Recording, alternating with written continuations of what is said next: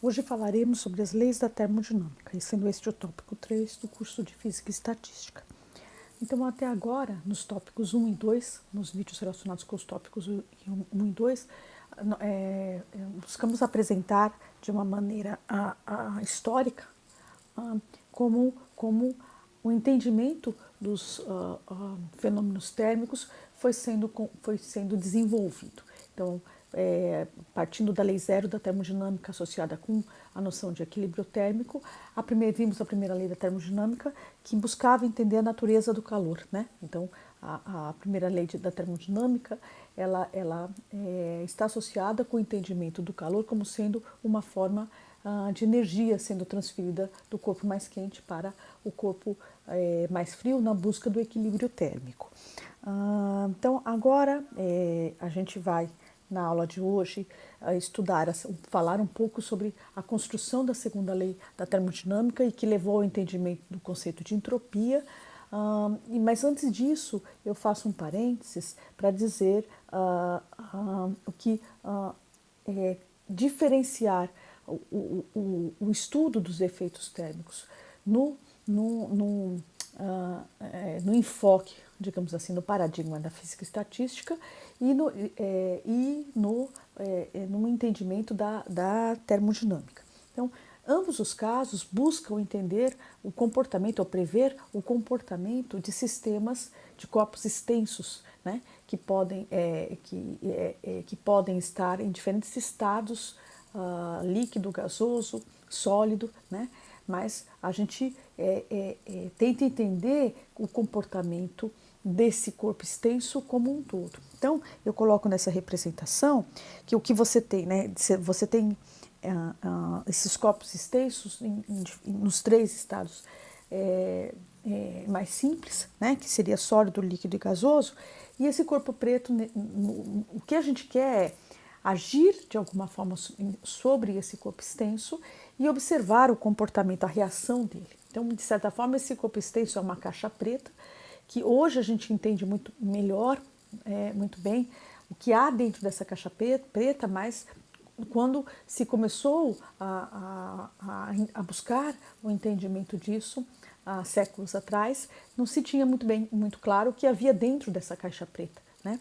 Então a gente tem lá, mas objetivamente o que a gente queria?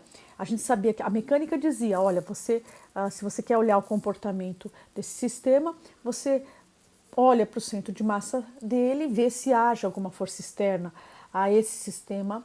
Se haja alguma força externa a esse sistema, é como se ela atuasse no centro de massa, gerando algum movimento do centro de massa.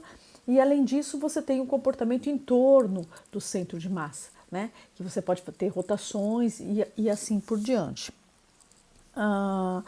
Então, essa caixa preta, isso é o comportamento da mecânica, mas você também pode olhar para variáveis que são variáveis que vão atuar nesse sistema mudando o seu estado, por exemplo. Então, são variáveis que a gente chama variáveis macroscópicas sobre esse sistema, como pressão, temperatura e assim por diante, né? Então, essas variáveis macroscópicas estão associadas com esse sistema como um todo.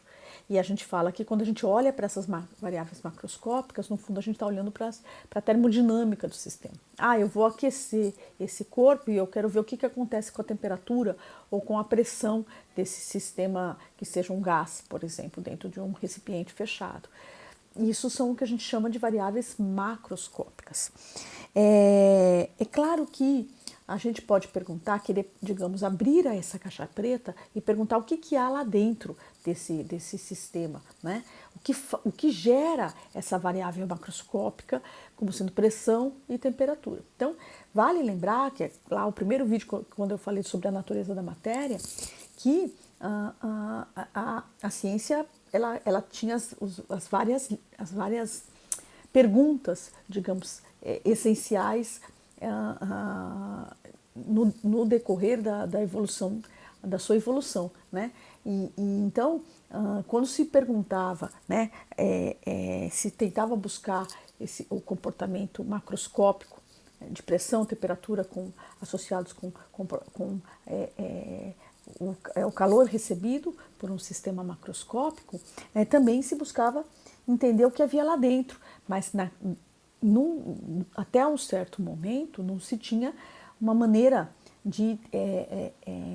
tecnológica de observar, digamos assim, o que havia dentro desse sistema. Então, até meados do século XIX, até começo do século XX, havia muita discussão do que a matéria era constituída. Né? Então, quando a gente vai falar mais para frente, quando a gente vai falar de Boltzmann e o entendimento microscópico do conceito de entropia, né? Esse entendimento microscópico do conceito de entropia, que está entrelaçado com uma discussão a respeito da natureza da matéria, ele era uma discussão muito forte no final do século passado, do século XIX e início do século XX. Né? Então, o que a gente tem hoje, hoje que a gente já entende a natureza da matéria, microscópica da matéria muito melhor, né?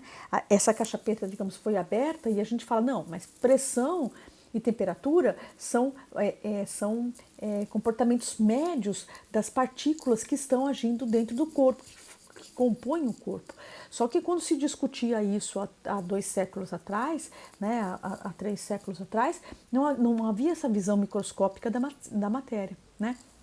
Então, a gente, nesse curso de Física e Estatística, por que é importante falar termodinâmica? Porque o objetivo da Física e Estatística é, abrindo essa caixa preta, usar a teoria de probabilidade estatística para tomar médias do comportamento das partículas que compõem esses objetos extensos e, a partir daí, entender essas variáveis que a gente fala que são variáveis macroscópicas, que num sistema termodinâmico é o que importa para a gente. Então, eu estou primeiro discutindo com vocês a termodinâmica desse sistema extenso, né, desses corpos extensos, para depois abrir a caixa preta e olhar, tá, eu já sei que a termodinâmica é essa, mas o que leva, digamos assim, a essa termodinâmica? Vamos abrir a caixa preta e olhar a estatística média dessas partículas para tentar entender daí o que é o conceito de temperatura e o que é o conceito de pressão que agem num corpo, né, por exemplo, tá? Então, a gente ainda está falando da termodinâmica, né? A gente está apresentando o comportamento macroscópico desse sistema. Então, a gente tem a lei zero da termodinâmica, que está associada com o conceito de equilíbrio térmico, né? Que 2 sistemas em equilíbrio térmico com o terceiro estão em equilíbrio térmico entre si. A gente vai ver que isso está intrinsecamente ligado ao conceito de máxima entropia, que a gente vai trabalhar mais à frente, né? Mas, por enquanto, essa é uma lei estabelecida, né? E assim, aí a gente viu a primeira lei da termodinâmica, que está associada com o princípio de conservação de energia, né? Que amplia o conceito de conservação de energia, considerando o calor como uma forma de energia que entra na conservação de energia de um sistema físico, né? Então, a gente fala, olha, então, em termos de termodinâmica, né? Existe uma função de estado, né? Por que é uma função de estado? Porque a gente, saindo de um estado qualquer e indo para outro estado, se a gente quer olhar a variação dessa função, a gente não precisa se preocupar com o caminho.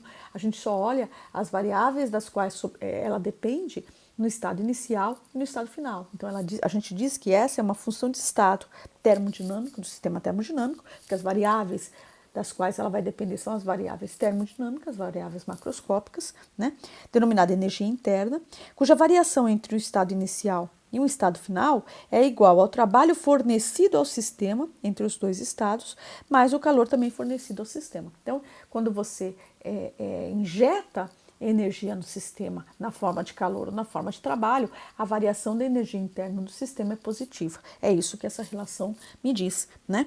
Então, eu tenho lá, essa igualdade é uma igualdade muito bonita, porque do lado esquerdo da igualdade a gente tem uma função de estado, ou seja, o caminho para sair do estado inicial e chegar no estado final não influencia a variação dessa energia, né? E do lado direito nós temos 2 grandezas que são influenciadas pelo caminho percorrido, que é a noção de calor e a noção de trabalho, que dependem de caminho. E a física é tal que a combinação dessas 2 grandezas que dependem de caminho leva a uma grandeza que não depende de caminho. E isso é muito bonito, né? Ainda falando da primeira lei da termodinâmica, e a gente agora se preocupando um pouco mais com a matemática da coisa, né? A termodinâmica, veja, quando a gente pegar um mol de qualquer substância, a gente tem lá da ordem de 6 a 10 a 23 partículas ali dentro. É muita partícula agindo. Então é claro que você tentar entender o comportamento desse sistema numa situação mais geral possível é extremamente complexo. Então, quando a gente fala da termodinâmica de equilíbrio, significa o quê? Que a gente possa entender como ocorre a variação de calor do sistema e a variação o trabalho entra ou sai do sistema. Então, nessas situações que a gente define o conceito de processos quase estáticos, né? Então, esses processos quase estáticos é como se fosse, ele não é infinitesimal da maneira do cálculo diferencial que a gente conhece de infinitesimal, mas ele é infinitesimal no sentido, por exemplo, se você quer variar o volume de um sistema termodinâmico num processo quase estático, coloca esse sistema termodinâmico dentro de um cilindro com um pistão móvel e joga areia em cima desse pistão, de forma que o peso que a areia gera em cima do pistão vai fazer com que ele varie o volume do corpo, né, do fluido que haja ali dentro.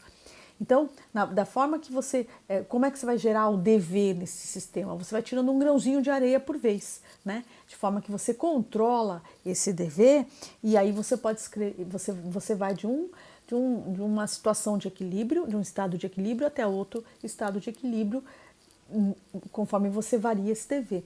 Então, de alguma forma, esse dV é tal que eu posso escrever que o trabalho quase estático é gerado pela integral de P, como uma função do volume dV. A mesma coisa para a quantidade de calor. Então, a gente assume que considera que num processo quase estático, a variação de calor no meu sistema é mc ΔT. Tá? E finalmente a gente chega na segunda lei da termodinâmica, que aí a gente tem diferentes enunciados para essa segunda lei. Na próxima aula a gente vai falar dos postulados da termodinâmica, então aí a gente vai apresentar o postulado de máxima entropia, que contém essas diferentes versões da segunda lei da termodinâmica, né? Então, o enunciado de Kelvin para a segunda lei da termodinâmica diz o seguinte, né? É impossível realizar um processo cujo único efeito seja remover calor de um reservatório térmico e produzir uma quantidade equivalente de trabalho. Né? Então a gente fala isso quando a gente fala de processo único, né? Um único efeito, né? A gente está falando necessariamente do conceito de processo cíclico, né? Que você retire calor retire, por exemplo, calor do reservatório térmico, produza trabalho e volte ao ponto inicial para recomeçar o processo, né? Então esse seria um motor miraculoso e o desenho é o desenho que a gente pode encontrar no livro do Moisés Nussensweig, né?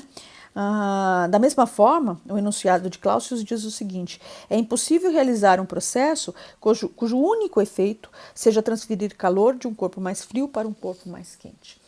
A gente observa isso na natureza. Né? A explicação disso, se a gente abre aquela caixa preta e vai para a física estatística, ela é simples de ser dada, né? Usando simplesmente teoria de probabilidades, mas para isso a gente precisa abrir a caixa preta.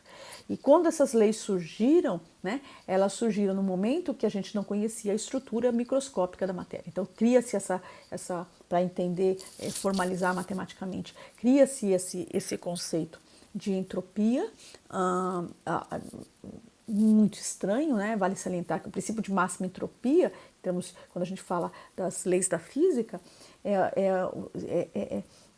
é um exemplo totalmente diferente, porque é um princípio de maximização, não é uma igualdade, né? Quando você fala da segunda lei de Newton, você tem uma igualdade lá para a segunda lei de Newton, né?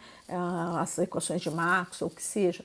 Mas esse princípio não é um princípio de maximização da entropia, quando você mexe no sistema termodinâmico, e isso é totalmente diferente, né? Então, aqui o que eu estou dizendo, né? Então, quando a gente fala do enunciado de Kelvin, você não tem um motor miraculoso, né? Mas o que você quer no motor real, né? Você usa você constrói num ciclo, você precisa ter um reservatório quente e um reservatório frio, né? E você constrói num processo cíclico um sistema onde parte da, do calor sendo transferido é utilizado para a realização de um trabalho, tá? Uma máquina a vapor, por exemplo, né? Da mesma forma, né, para a segunda lei da termodinâmica, para o enunciado de Clausius, né, você não tem um refrigerador miraculoso, né, você precisa ter um refrigerador para um refrigerador real, você precisa ter a fonte fria e a fonte quente, e você vai, para resfriar o teu sistema, arrancar calor da fonte fria e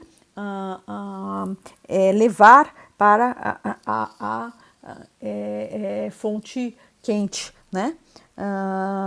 E para isso você precisa injetar trabalho no teu sistema num processo cíclico, que é a figura da direita. E é isso aí. Então, essas são as leis da termodinâmica, é o que se tinha, né, até meados do século XIX. Aqui é só uma visão geral, a gente vai fazer na aula, né, algumas atividades mais objetivas. E o próximo vídeo a gente vai apresentar os postulados da termodinâmica de uma maneira mais formal, né, e apresentar o princípio de máxima entropia e ver como esses postulados vão explicar esses comportamentos dessas máquinas que a gente chama de máquinas térmicas, tá?